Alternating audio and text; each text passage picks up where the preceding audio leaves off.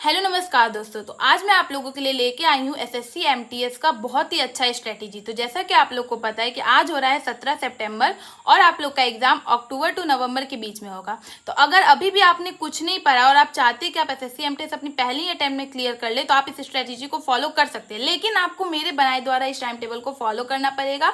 ये 12 our study time table है। अगर आप चाहे तो इसमें 1 घंटा फ्री टाइम भी कर सकते हैं। तो आइए मैं आपको बताती हूँ कैसे पढ़ना है। एसएससी एमटीएस में दो आपके होते हैं। जो पहला आपका आता है मैथ्स और रीजनिंग और दूसरा आता है इंग्लिश और जीके।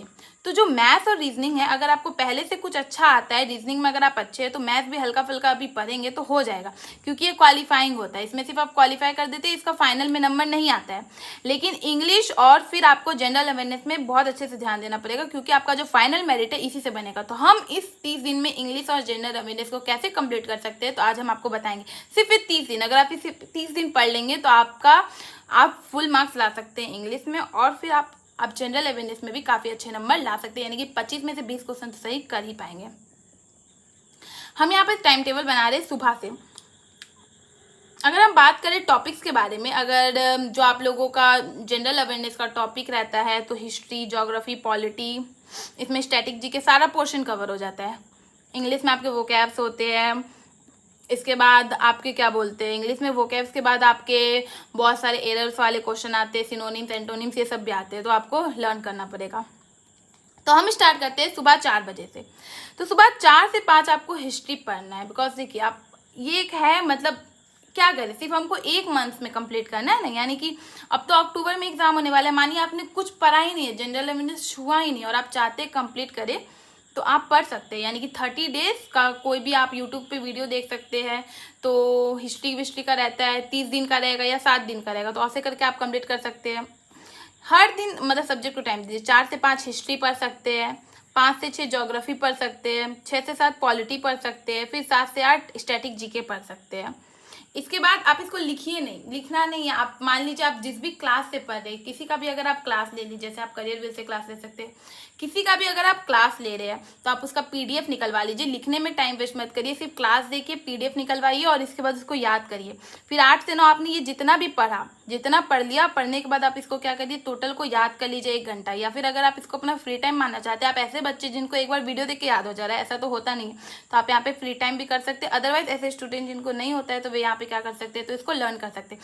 इसी समय आपको ये चारों टॉपिक्स आपने जो पढ़ा उसको लर्न करके कंप्लीट कर देना है। किसी भी ऐप से अगर आप क्लास लेते हैं, हिस्ट्री, ज्योग्राफी, पॉलिटी, किसी भी ऐप से अगर आप क्लास लेते हैं तो उसमें हिस्ट्री के आपके क्लास रहते हैं, जैसे कि 40-50 रहते हैं क्लास, तो आप उसको 1 मंथ में कंप्लीट कर सकते हैं चाहे तो। अगर आप चाहेंगे तो कर सकते हैं और आपका एमटीएस निकल सकता है। बात करें रीजनिंग, तो रीजनिंग काफ़ी ज़्यादा बच्चों का ठीक ही रहता है, मतलब हो जाता है।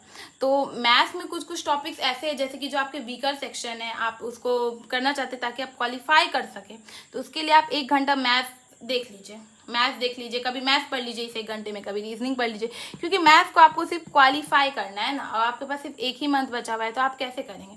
तो अगर आपका पहले से मैथ्स रीजनिंग हल्का सा भी अच्छा है तो आप चाहते हैं कि निकल जाए, तो फिर आप जनरल अवेयरनेस और इंग्लिश पे ज़्यादा ध्यान दीजिए। 11 से 12 इकोनॉमी पढ़ लीजिए, हर सेक्शन कंप्लीट करना, हर सेक्शन। और जो अदरवाइज टाइम पर है तो कंप्यूटर भी पढ़ सकते हैं। फिर 12 से 1 क्या करिए, आप फिर से रिवीजन करिए, मैथ्स रिवीजन करिए, रीजनिंग के मॉक टेस्ट दीजिए, इसके बाद इकोनॉमी के मॉक टेस्ट, इकोनॉमिक्स लर्न करिए। यानी कि अब ये जो टाइम बचा फिर से इस टोटल को लर्न कर लीजिए, ताकि आप जो पढ़े आपको याद हो जाए।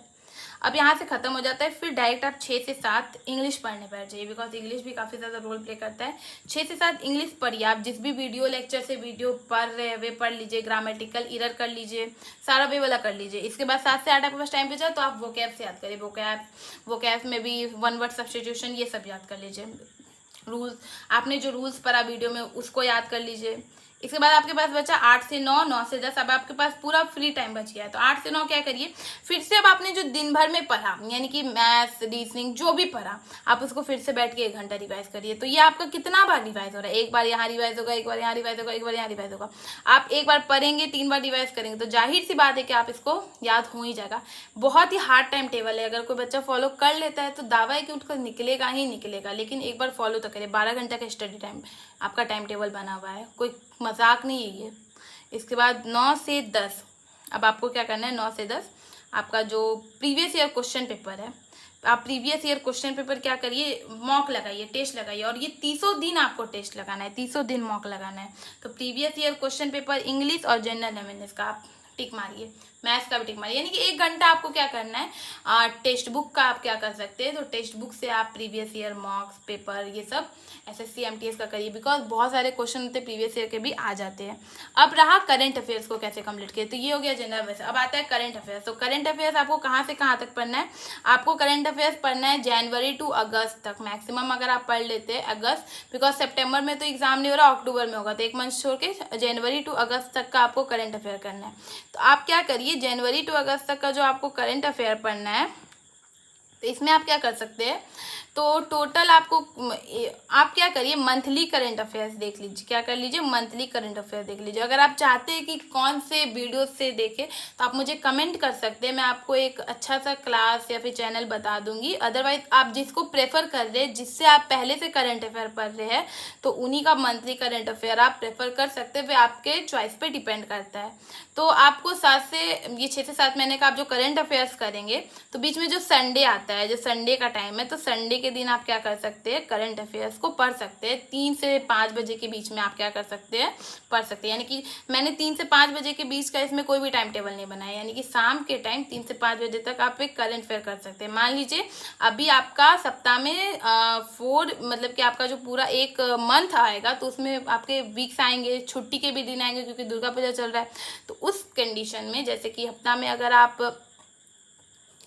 करंट अफेयर कर लेते हैं, मंथली करंट अफेयर कर लेते हैं, मान लीजिए आपको कितना दिन चाहिए, 5 से 6 दिन चाहिए, एक दिन में आप 1 मंथ का मंथली करंट अफेयर्स करें छुट्टी के दिन। तो ऐसे करते करते बीच बीच में आपका करंट अफेयर्स भी पूरा जनवरी टू अगस्त तक का क्या हो जाएगा, क्लियर हो जाएगा। तो इस तरीके से आपका रीजनिंग भी इस तरह से आपका जनरल अवेयरनेस का सेक्शन भी कंप्लीट हो जाएगा, इंग्लिश का सेक्शन भी कंप्लीट हो जाएगा।